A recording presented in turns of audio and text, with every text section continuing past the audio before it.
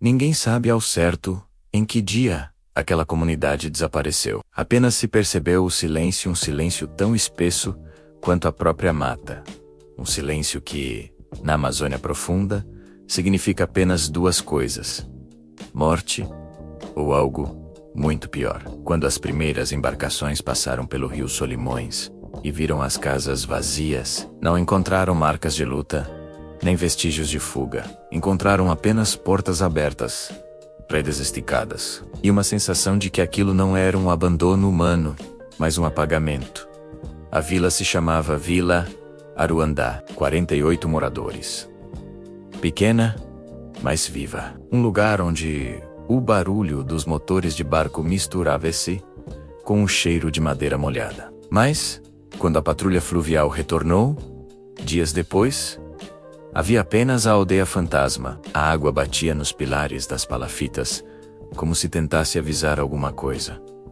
Mas ninguém ousava interpretar o rio. O que mais assustou os investigadores não foi o vazio. Foi o que permaneceram na parede principal de uma das casas.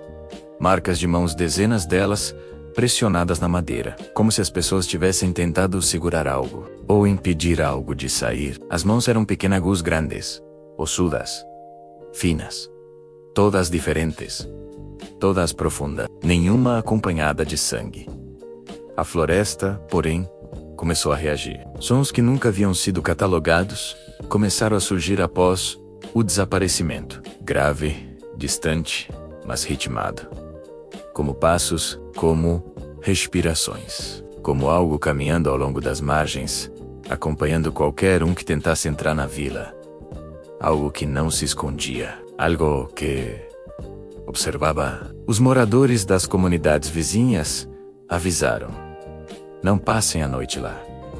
Ninguém explicou o motivo. Ninguém precisou. Seus olhos diziam tudo, olhos que carregavam medo de gerações. Medo enterrado tão fundo quanto as raízes daquela floresta. Eles falavam de uma presença antiga, anterior ao Brasil, anterior a qualquer mapa. O que apagou Vila Aruandá não foi humano. E quando você entender o motivo real, vai perceber que algumas partes da Amazônia não querem ser encontradas e punem aqueles que insistem em iluminar o que deveria permanecer em silêncio.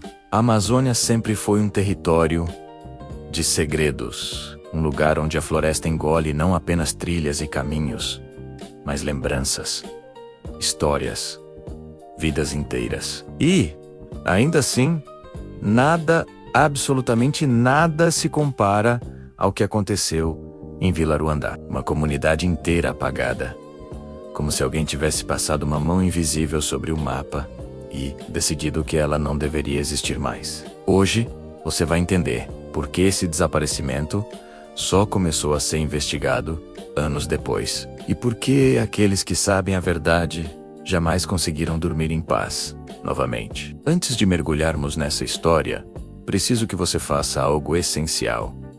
Inscreva-se no canal, porque aqui nós trazemos relatos e narrativas que nenhum jornal ousaria publicar. Histórias reais, perturbadoras e profundamente humanas. Clique no like para fortalecer o conteúdo e diga nos comentários de que cidade e país você está assistindo. Quero saber até onde essas histórias estão chegando e como você, do outro lado da tela, reage diante do desconhecido. Agora, volte comigo para o instante em que tudo começou. Quando o primeiro barco de fiscalização encostou no pequeno porto de Vila Aruandá, a cena parecia calma demais. O tipo de calma que incomoda. O tipo de calma que não combina com um lugar onde vivem crianças, famílias, pescadores e vozes que costumam ecoar pelas águas. Mas naquele dia, não havia voz alguma. Apenas o rangido leve das palafitas e o barulho distante de algo que se movia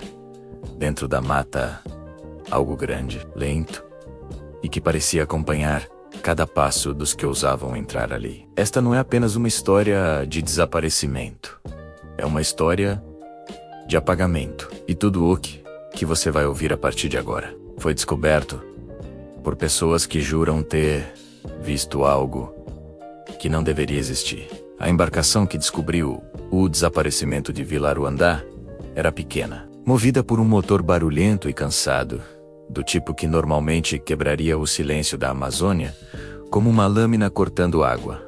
Mas naquele dia, algo estava errado. O som do motor parecia amortecido, como se o ar ao redor estivesse espesso, pesado, denso demais. O piloto, um homem acostumado à solidão da floresta, comentou que nunca havia visto o rio daquela maneira, tão parado, tão escuro, tão ausente de vida. Era como se o sol tivesse desistido de tocar a superfície da água. Quando o barco chegou à margem, a primeira reação foi estranhamente banal. Nada parecia fora do lugar. As palafitas permaneciam de pé. As redes estavam armadas. A canoa principal estava amarrada exatamente onde deveria estar. Era uma paisagem congelada no tempo, mas foi justamente essa normalidade que gelou o sangue dos tripulantes. O silêncio absoluto não pertencia àquele lugar. A vila era conhecida pelos gritos das crianças, pelos cachorros latindo, por panelas batendo, por histórias contadas ao entardecer.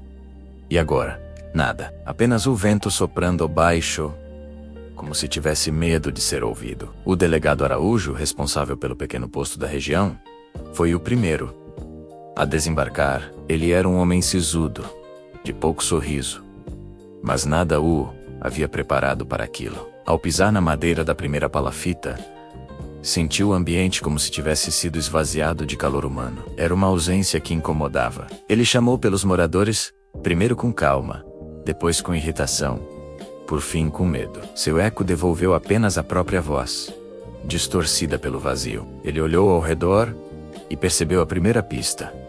Panelas ainda quentes no fogão a lenha. O fogo havia sido apagado há poucas horas. Os tripulantes começaram a abrir portas, vasculhando cada casa. Dentro delas, encontraram objetos do cotidiano perfeitamente organizados.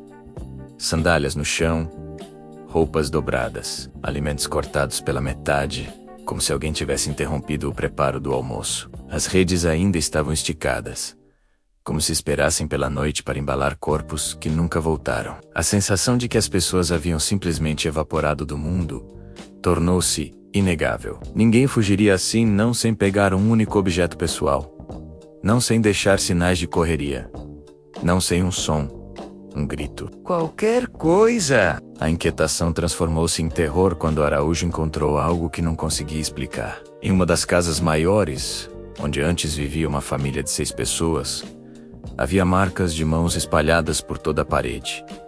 Pequenas, grandes, trêmulas, firmes, mas todas afundadas na madeira, como se tivessem sido pressionadas, com força sobrenatural. Ele passou os dedos sobre as marcas. Estavam frias, secas e perfeitamente preservadas. Mas não havia arranhões. Não havia sangue.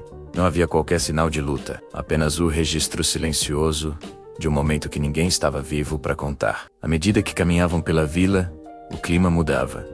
O ar ficava mais quente, abafado, pesado. Uma névoa fina começava a surgir entre as casas, rasteira, lenta, como se subisse do chão. Um dos tripulantes, um rapaz jovem, chamado Molina, afirmou ter visto algo se mover atrás das palafitas. Algo grande, que caminhava com passos lentos, arrastados. Araújo ignorou, dizendo que devia ser um animal. Mas Molina jurou que não tinha formato de bicho. Jurou que tinha altura.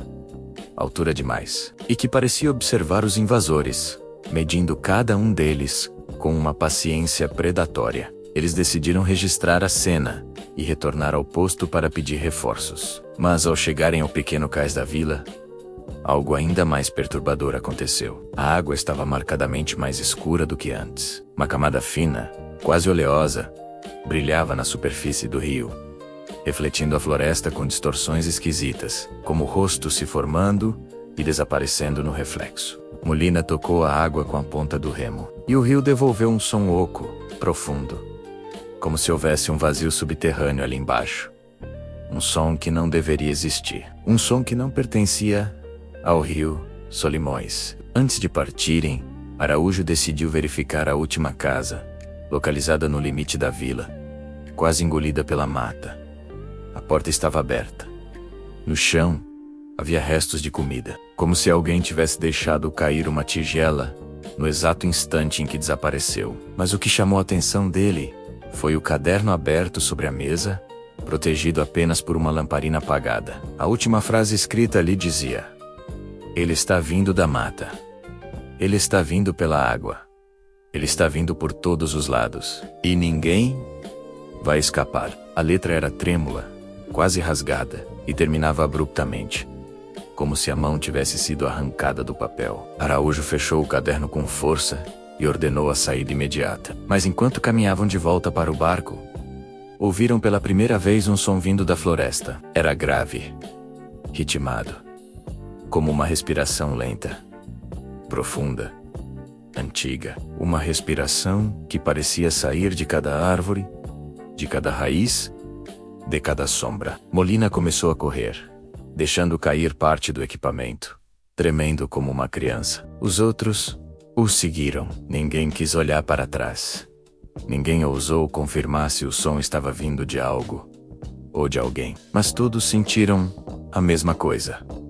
Seja o que fosse, estava mais perto do que deveria. Quando finalmente embarcaram, o motor demorou para ligar. O silêncio ao redor era tão absoluto que qualquer ruído parecia um grito. Quando o barco enfim se afastou da margem, Araújo olhou pela última vez para a vila e viu por apenas um segundo uma silhueta parada entre as casas, alta, imóvel, observando, sem olhos, sem rosto, apenas presença. Uma presença que parecia antiga demais para ter nome. Ele não contou isso a ninguém naquele dia, mas no fundo, sabia.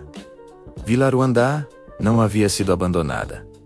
Havia sido reclamada. A notícia sobre o desaparecimento de Vila Aruandá não foi divulgada oficialmente naquele primeiro dia. Araújo sabia que qualquer manchete precipitada poderia atrair curiosos, jornalistas, aventureiros, gente que a floresta normalmente digeria sem deixar rastro. Ele também sabia que não poderia explicar o que havia visto. Não havia linguagem técnica para descrever silhuetas sem rosto, respirações que vinham das árvores, marcas de mãos que pareciam gritos silenciosos. Então, ao chegar ao posto, decidiu registrar o caso como vila temporariamente abandonada. Uma mentira confortável.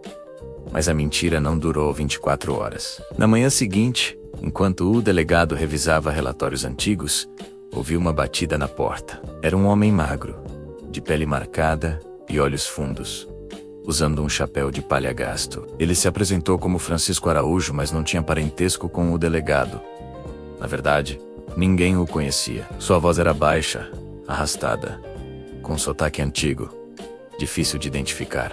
Ele pediu para falar somente com o responsável. O delegado levou o homem para uma sala isolada, acreditando que ele fosse algum morador de comunidade vizinha. Mas assim que Francisco abriu a boca, algo no ar da sala mudou. "Eu sou o último sobrevivente de Aruandá", ele disse. Não falou isso com desespero, nem medo. Falou como alguém que já havia aceitado sua sentença. O delegado encarou o homem, tentando manter a postura, mas o peso daquelas palavras caiu sobre a sala, como poeira de madeira podre. Francisco explicou que não deveria estar vivo, que algo o havia poupado não por misericórdia, mas por indiferença. Ele disse que, na noite anterior ao desaparecimento, ouviu um barulho vindo da mata. Um barulho profundo, como se o chão estivesse respirando. E em seguida, ouviu os gritos. Os gritos não eram de dor, eram de choque, de alguma revelação impossível de ser vista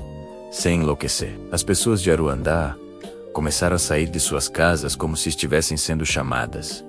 Não gritavam nomes, não pediam ajuda. Caminhavam para dentro da floresta, uma a uma, como se as árvores tivessem criado um caminho invisível que só elas podiam enxergar. "Eu tentei segurar minha mulher", Francisco contou, "mas ela estava leve demais, como se o corpo dela tivesse perdido peso. Parecia que eu estava segurando apenas sombra."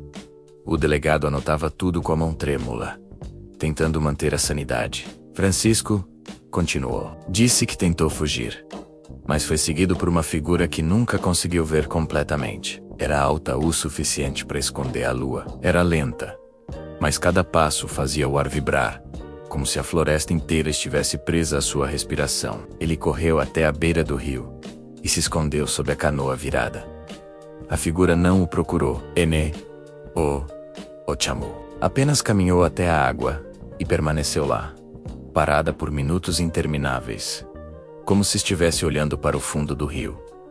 Depois, desapareceu. O silêncio após a partida daquela presença era ainda pior do que a própria presença. Francisco ficou ali até o amanhecer, sem dormir, sem piscar, com medo de que qualquer movimento fosse interpretado como provocação. Quando finalmente levantou a canoa, percebeu que a vila estava vazia, exatamente como a equipe de patrulha encontraria dias depois. Mas havia uma diferença.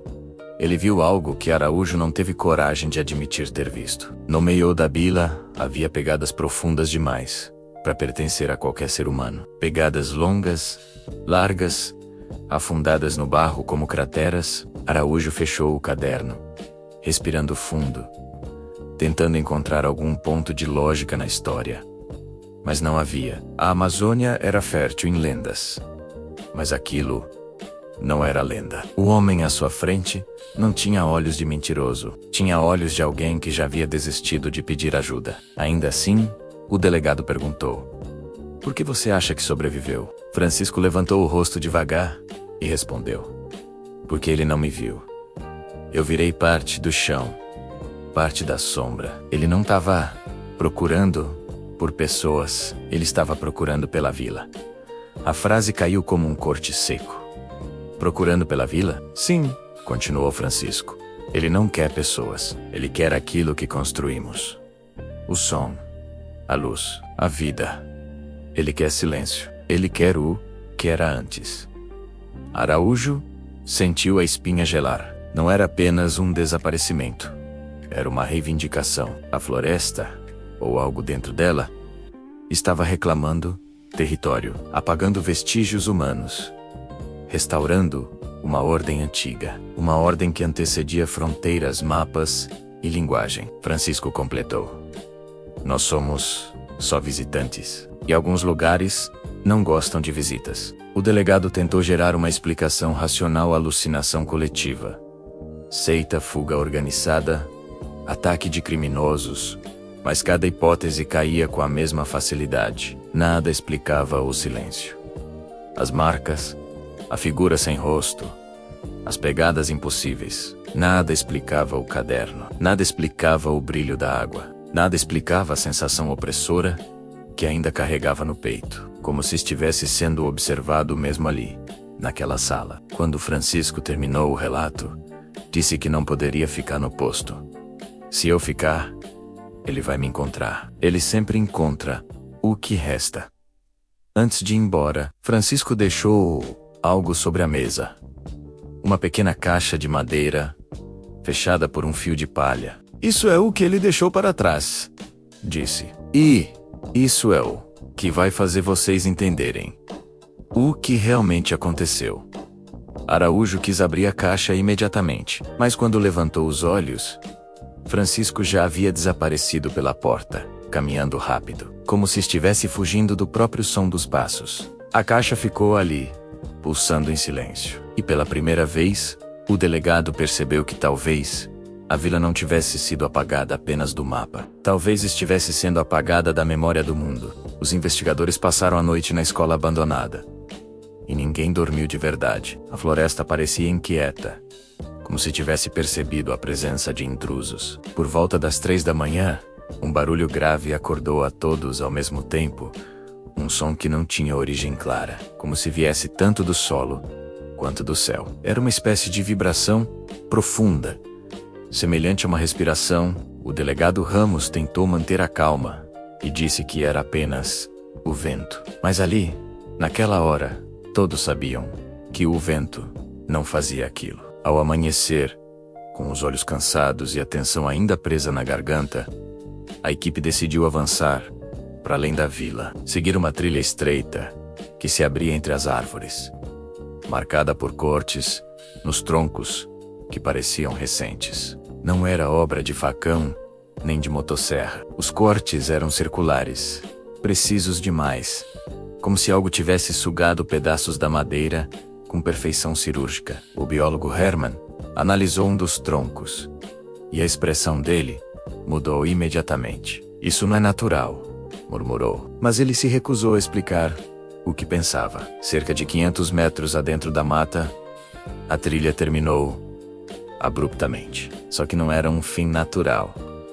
Havia um círculo perfeito de terra fofa, como se o chão tivesse sido revolvido por baixo. No centro, um buraco estreito mergulhava na escuridão, fundo demais para ser visto sem equipamento. O delegado mandou medir com a lanterna. A luz descia, até desaparecer, sem tocar em nada. O silêncio que se instalou ali foi mais pesado que a própria floresta. Eles estavam diante de algo que não fazia parte do mundo deles. Antes que pudessem continuar, um cheiro forte espalhou-se pelo ar.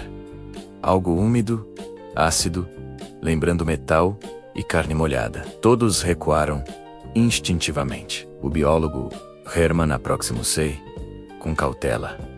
E pela primeira vez desde o início da investigação, sua voz falhou. Isso é exsudação de algo vivo. O delegado franziu o senho. Algo vivo, debaixo da terra?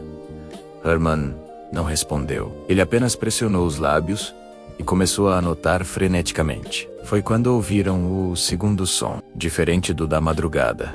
Esse era muito mais preciso, mais consciente. Parecia arrasto.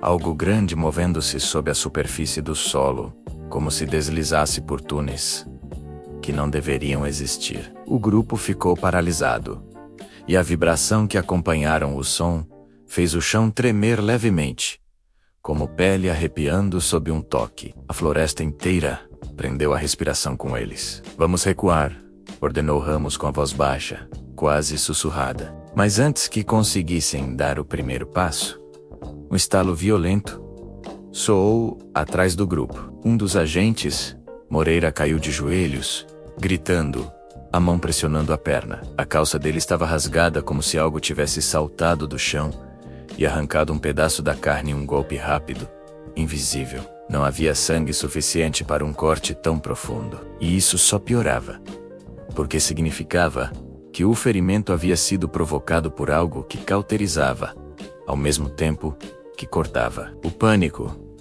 tomou o grupo. Eles tentaram voltar à vila, carregando Moreira, que tremia de dor e de medo, repetindo que sente algo seguindo de baixo. A cada poucos metros, o solo vibrava, suavemente, acompanhando-os. Como se o que quer que estivesse lá embaixo estivesse rastreando o movimento deles. Atento, paciente, esperando o momento certo para atacar de novo. A floresta, silenciosa demais, parecia assistir. Quando finalmente alcançaram a primeira fileira de casas, a vibração cessou. Como se a criatura, ou seja lá o que fosse, tivesse uma fronteira, um limite que não cruzava. Moreira foi colocado sobre uma mesa improvisada e analisado pelo biólogo, que limpou o ferimento com mãos trêmulas. Ele balançou a cabeça diversas vezes, murmurando coisas que ninguém conseguia entender. Até que, por fim, levantou os olhos e disse algo que gelou todos.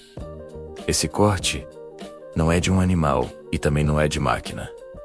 Isso é mecanobiológico. A palavra caiu, pesada no eje.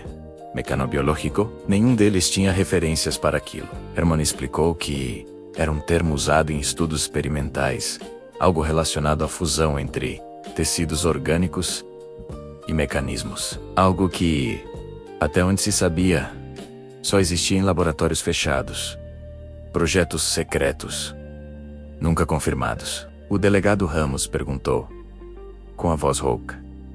Você está dizendo que isso foi criado? Hermann hesitou antes de responder. Estou dizendo que isso não é natural e que não surgiu aqui por acaso.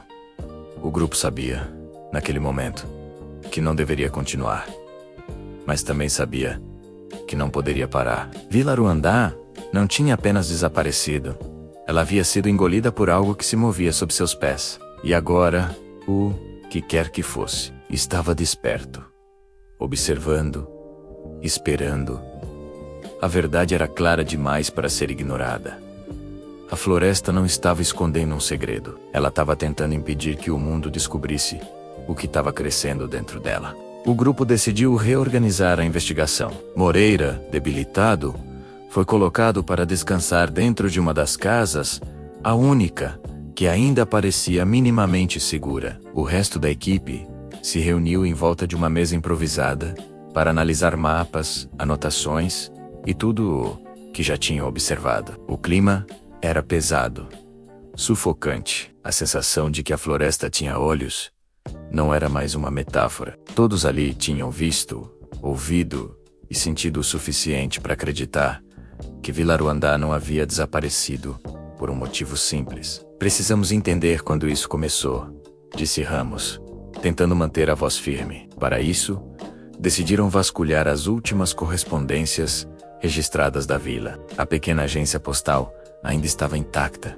embora coberta de poeira e invadida pelo cheiro úmido da floresta. Caixas abertas, cartas espalhadas e um registro de envios que terminava abruptamente 3 meses antes do sumiço. Entre os papéis, uma sequência de relatórios assinados por um mesmo nome, Luciana Farias, a enfermeira comunitária. Ela descrevia sintomas estranhos entre os moradores: tonturas, sonolência extrema, perda de memória recente. Mas o que mais chamava atenção eram os relatos de zumbidos subterrâneos e ressonâncias noturnas. Os investigadores se entreolharam.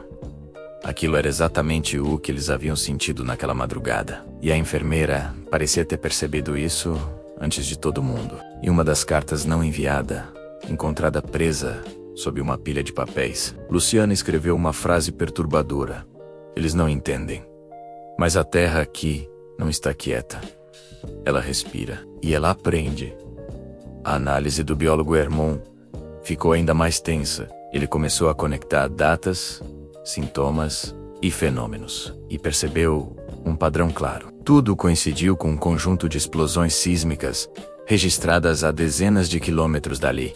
Explosões que nunca foram explicadas oficialmente. A hipótese que Hermon sugeriu em seguida fez o grupo gelar. Ele explicou que certos experimentos militares antigos tentavam manipular organismos subterrâneos, fazendo-os crescer e se adaptar ao ambiente de maneira acelerada, uma fusão entre biologia e engenharia. Nada comprovado, nada divulgado, mas teorias persistiam em arquivos vazados e projetos rejeitados. E se algo assim tivesse sido testado aqui? Perguntou hesitante. O silêncio que se seguiu era quase palpável. A partir dele, novas pistas começaram a surgir. Em uma das casas, encontraram desenhos infantis colados na parede. Eram rabiscos simples, feitos com lápis de cor, mas todos mostravam o mesmo elemento: linhas onduladas sob o chão, como veias ou túneis. E em algumas delas, enormes olhos redondos assistiam às casinhas da vila. No canto de um dos papéis, a criança havia escrito: "Mamãe disse para não correr, senão ele acorda." A equipe inteira ficou rígida. Algo já estava lá muito antes da vila sumir. Mais tarde, seguindo pela borda do rio, encontraram uma sequência de pegadas. Não eram humanas, tampouco eram de animais conhecidos. Cada pegada tinha 3 pontas profundas, como garras, mas sem formato que remetesse a plantas ou patas comuns. O mais perturbador era o padrão. As marcas não vinham da floresta, nem iam para ela. Elas surgiam do rio e desapareciam no nada, como se algo tivesse emergido da água, caminhado poucos metros e depois sido puxado de volta para baixo. "Isso não faz sentido", murmurou Ramos. Mas nenhum deles ousou discordar. Foi ali, à beira do rio, que Herman notou outra coisa. A água estava quente. Não morna, quente, como se viesse de uma fonte térmica. Ele pediu um termômetro e mediu várias vezes, incrédulo. A temperatura era estável, exatamente 42º C. O delegado tentou justificar, dizendo que talvez fosse a influência de algum fenômeno natural. Mas Herman foi taxativo. "Rios não esquentam assim, não sem algo modificando o solo por baixo." Se antes o grupo suspeitava de algo estranho, agora eles tinham quase certeza. Aquilo estava crescendo. Ao voltarem para a escola, encontraram Moreira acordado, mas diferente. Seus olhos estavam vidrados, imóveis, fixos no teto, como se observassem algo que os outros não conseguiam ver. O corte em sua perna havia cicatrizado rápido demais, a ponto de parecer semanas antigo. E no centro da cicatriz, havia uma marca. 3 pontinhos formando um triângulo, como se algo tivesse marcado sua pele por dentro. Quando Ramos chamou seu nome, Moreira moveu a cabeça lentamente e sussurrou: "Ele escuta vocês." A voz não era de um homem ferido. Era vazia, quase mecânica. O medo tornou-se concreto. Eles perceberam que já não estavam apenas investigando. Estavam sendo observados. A vibração começou novamente. Sutil no início, depois, mais intensa, percorrendo o chão como um aviso. O biólogo tentou se aproximar de Moreira, mas o agente recuou com um movimento brusco, como se estivesse sendo guiado por outra força. "Ele quer vocês longe", murmurou, tocando a marca triangular. "Ele está faminto." Aquela palavra, dita num tom que não parecia humano, foi a gota final. Ramos ordenou retirada imediata. Eles precisavam sair dali, analisar os dados, pedir reforços, qualquer coisa que os afastasse daquele território que não pertencia mais aos humanos. Mas ao se aproximarem do porto, perceberam algo que fez o sangue gelar. Os barcos não estavam mais lá, nem amarrados, nem à deriva. Apenas sumiram. E na lama onde antes ficavam atracados, havia marcas profundas, idênticas àquelas encontradas às margens do rio. A floresta não estava apenas observando, ela estava prendendo-os. E o que morava sob ela, finalmente havia acordado. A ausência dos barcos caiu sobre o grupo como uma sentença. A floresta parecia maior, mais densa, mais viva do que antes. O rio, silencioso como uma superfície morta, já não oferecia saída. O delegado Ramos tentou manter a liderança, mas até sua voz falhava. "Vamos voltar para o centro da vila. Precisamos pensar." Mas pensar, dentro de Vila Aruandá, era como tentar respirar dentro de um pesadelo. O ar parecia mais pesado, mais quente, e a sensação de que algo se aproximava por baixo deles aumentava a cada passo. A vibração no solo estava de volta, desta vez contínua como um coração gigante, pulsando sob a terra. A escola, que havia servido como ponto de apoio, agora parecia distorcida. As paredes rangiam como se estivessem sendo empurradas por dentro. No teto, pequenas rachaduras novas se espalhavam rapidamente, como raízes negras crescendo no concreto. Hermann, o biólogo, aproximou-se delas, e com uma lanterna, percebeu um brilho úmido escorrendo pelos sulcos. "Não é infiltração", murmurou. "É secreção." Aquela palavra bastou para afundar ainda mais o estômago de todos. O prédio estava sendo digerido. Foi então que o som começou. Não era mais um zumbido profundo, nem vibração. Era algo novo, algo articulado. Parecia uma tentativa de voz. Um murmúrio que subia pelo chão, invadia as paredes, e parecia repetir palavras que ninguém conseguia decifrar. Moreira, ainda sentado no canto, repetia junto, como se estivesse acompanhando uma oração subterrânea. Ele fala. Ele fala. Ramos, desesperado, tentou segurá-lo pelos ombros, mas Moreira reagiu com força sobre-humana, empurrando o delegado para trás. Seus olhos estavam completamente negros, sem íris, como se refletissem apenas a escuridão de onde a voz vinha. A terra tremeu. Desta vez, com violência, objetos caíram das mesas. Pedaços de madeira despencaram do teto. A vibração aumentou, até que todos tivessem que se apoiar nas paredes para não cair. Hermann gritou: "Ele está subindo. Seja lá o que for, está subindo." O chão no corredor principal começou a rachar. Linhas profundas se abriram como veias, se revelando. E então, um cheiro tomou o ambiente quente, ácido, metálico. Não era cheiro de animal. Não era cheiro de podre. Era cheiro de algo gestado. O primeiro movimento veio debaixo das rachaduras. Algo empurrou o chão de baixo para cima, elevando a madeira como se fosse tecido fino. A equipe recuou instintivamente. A superfície arqueou, estalou e rasgou. Um líquido espesso, negro e quente, jorrou pelo chão, espalhando-se rapidamente. Dentro dele, algo se mexia. Algo que respirava. Algo que tinha mais de uma articulação onde não deveria existir articulação alguma. O biólogo Hermann caiu de joelhos, não por medo, mas por compreensão. Não é um animal, não é uma máquina, é um organismo de adaptação, um construtor, um escavador perfeito.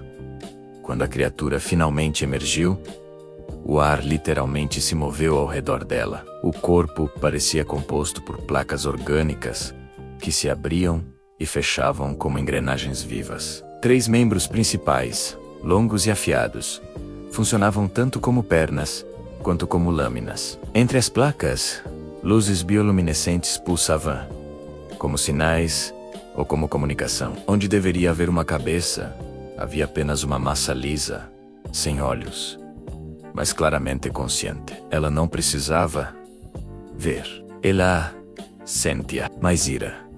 Um dos agentes sacou a arma e disparou. O tiro atravessou a criatura e ricocheteou nas placas internas, como se tivesse acertado algo metálico. A criatura virou-se em direção ao som, não com um movimento orgânico, mas com precisão mecânica. E então avançou rápida, dema e silenciosa demais. Em um único golpe, ela atingiu o agente no peito, arremessando-o contra a parede. O impacto foi tão forte que a madeira afundou como massa. O grupo entrou em pânico.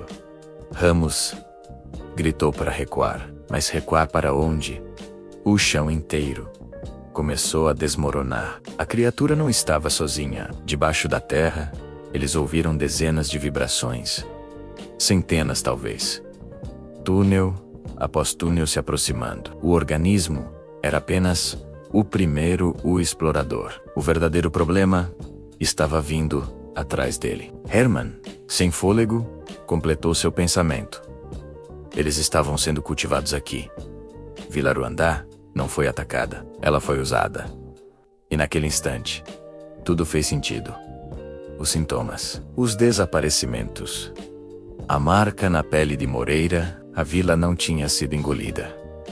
Ela tinha se tornado incubadora. A criatura principal avançou novamente, mas parou subitamente quando Moreira se colocou em seu caminho. Ele abriu os braços, como se estivesse protegendo o grupo ou entregando-se. A criatura inclinou a massa frontal em direção a ele, e por um momento, tudo ficou em silêncio. Depois, Moreira falou, mas sua voz não era dele. Era múltipla, distorcida, como se dezenas de vozes subterrâneas falassem juntas. Vocês não deveriam ter voltado. E então, as rachaduras no chão se abriram de vez. O piso cedeu. A escola inteira desabou, tragando todos para um abismo vivo. A última coisa que Ramos viu antes de cair foi a superfície da criatura se abrindo como uma flor, revelando algo pulsante dentro dela. Algo que parecia chamar por eles. Depois, apenas a escuridão. A Amazônia, silenciosa e eterna, fete-se novamente sobre Vila Ruandá. Uma comunidade inteira havia desaparecido. E agora, mais pessoas estavam prestes a se tornar parte daquilo que vivia sob a floresta. Os relatórios oficiais dirão que Vila Ruandá jamais existiu. Dirão que nunca houve uma comunidade naquele trecho do rio. Nunca houve uma escola, nem casas, nem histórias de famílias que desapareceram sem deixar rastro. O governo chamará tudo de erro cartográfico ou lenda local. A floresta, silenciosa como sempre, continuará testemunha de algo que nenhum ser humano deveria ter visto. E as criaturas, aquilo que vive, cresce e aprende debaixo da terra, continuarão se movendo em silêncio, escavando túneis como veias subterrâneas, respirando sob o peso secular da Amazônia. Nada do que aconteceu ali será contado oficialmente, mas a verdade permanece. Alguma coisa acordou, e ela não voltará a dormir. Há quem diga que, em certas noites, Dá para ouvir sons vindo de regiões onde o mapa mostra apenas floresta vazia. Sons que não pertencem a nenhum animal conhecido. Sons que vibram debaixo dos pés, repetindo padrões que parecem quase palavras. Pescadores juram ter visto luzes emergirem do rio e desaparecerem em segundos. Guardas florestais relatam rachaduras perfeitas no solo, como se algo tivesse sido empurrado por baixo. E, no centro dessas histórias, um sussurro sempre retorna. O nome apagado da vila, que não deveria existir. Aruandá. Um nome que agora só vive na memória dos poucos que sobreviveram e na boca da terra que os engoliu. Se algum dia você estiver navegando pela Amazônia profunda e notar que o motor do barco falha sem motivo, não ignore. Se o solo vibrar sob seus pés, mesmo que levemente, não espere para descobrir o que está por baixo. E se você encontrar uma casa abandonada, uma placa velha, um caderno molhado pelo tempo, vire as costas antes que a floresta perceba que você está ali. Porque Vila Aruandá não desapareceu. Ela foi transformada. E o que cresceu no subterrâneo dela continua crescendo, observando, esperando. A Amazônia não esqueceu. Ela só esconde até o dia em que decidir não esconder mais.